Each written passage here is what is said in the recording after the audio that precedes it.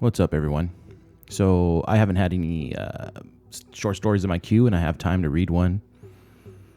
We haven't got our new short stories yet, so this is just one out of the literature text. So all you college kids out there who have the same literature text and maybe need this story read to them, this one is The Queen of Mold by Ruth Reichl.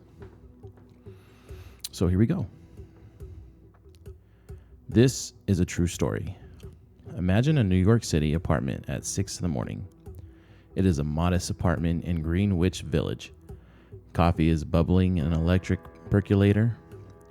On the table is a basket of rye bread, an entire coffee cake, a few cheeses, a platter of cold cuts. My mother has been making breakfast, a major meal in our house. One where we sit down to fresh orange juice every morning, clink our glasses as if they held wine, and toast to each other with "Cheerio, have a nice day." Right now, she's the only one awake, but she is getting impatient for the day to begin, and she cranks the WQXR up a little louder on the radio, hoping that the noise will rouse everyone else. But Dad and I are good sleepers, and when the sounds of marital music have no effect, she barges into the bedroom and shakes my father awake. "Darling," she says, "I need you. Get up and come into the kitchen." My father, a sweet and accommodating person, shuffles sleepily down the hall. He is wearing loose pajamas, and the strand of hair he combs over his bald spot stands straight up. He leans against the sink, holding onto it a little, and obediently opens his mouth when my mother says, "Try this." Later, when he told the story, he attempted to convey the awfulness of what she had given him. The first time he said it tasted like cat toes and rotted barley. But over the years, the description got better. 2 years later, it had turned into pigs, snouts, and mud, and 5 years later, he had refined the flavor into a mixture of antique anchovies and moldy chocolate. Whatever it tasted like, he said it was the worst thing he had ever had in his mouth. So terrible that it was impossible to swallow. So terrible that he leaned over and spit it into the sink and then grabbed the coffee pot, put the spout into his mouth, and tried to eradicate the flavor. My mother stood there watching all this. When my father finally put the coffee pot down, she smiled and said, "Just as I thought, spoiled." And then she threw the mess into the garbage can and sat down to drink her orange juice. For the longest time, I thought I had made this story up, but my brother insists that my father told it often, and with a certain amount of pride, as far as I know. My mother was never embarrassed by the telling, never even knew that she should have been. It was just the way she was, which was taste blind and unafraid of rot. "Oh, it's just a little mold." I can remember her saying on the many occasions she scraped the fuzzy blue stuff off some concoction before serving what was left for dinner. She had an iron stomach and was incapable of understanding that other people did not. This taught me many things. The first was that food could be dangerous, especially to those who loved it. I took this very seriously.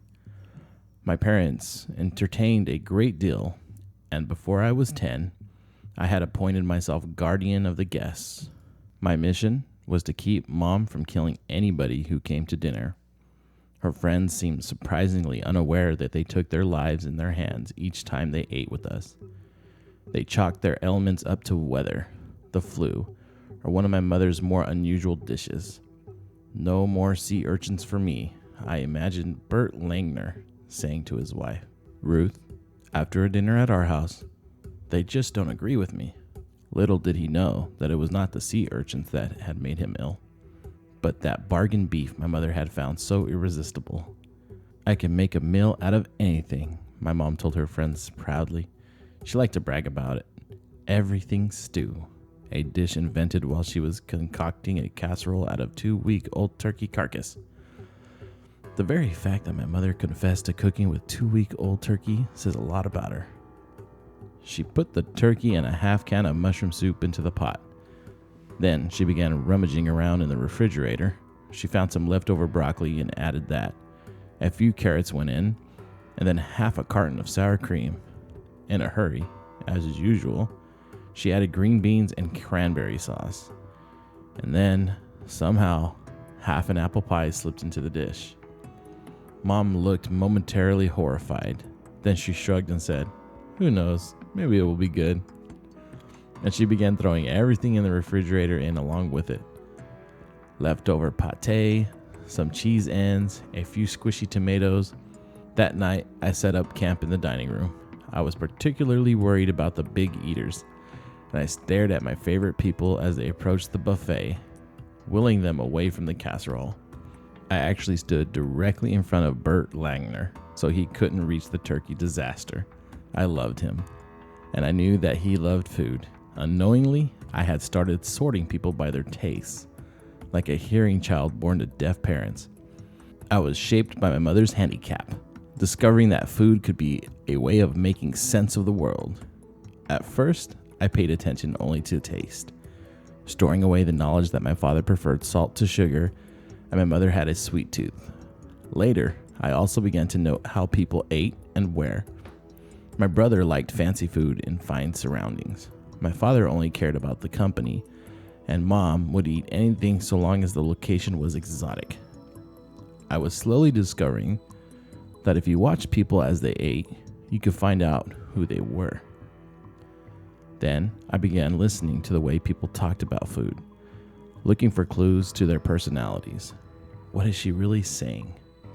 I asked myself when Mom bragged about the invention of her famous corned beef ham. "I was giving a party," she began, "and as usual, I left everything for the last minute." Here, she'd look at her audience, laughing softly at herself. I asked Ernest to do the shopping, but you know how absent-minded he is. Instead of picking up a ham, he brought me corned beef. She looked pointedly at Dad, who would look properly sheepish. "What could I do?" Mom asked. "I had people coming in a couple of hours. I had no choice. I simply pretended it was a ham." With that, Dad would look admiringly at my mother, pick up his carving knife, and start serving the masterpiece. So that was it. That was a quick, short story for you guys. Let me know what you guys think. As always, you guys can go to the YouTube version of this and make a comment. Make a suggestion. I'll put it in my queue of short stories to read. And you can always slip into my DMs on Twitter and Instagram. I will see you guys on the next read. I'm Jester.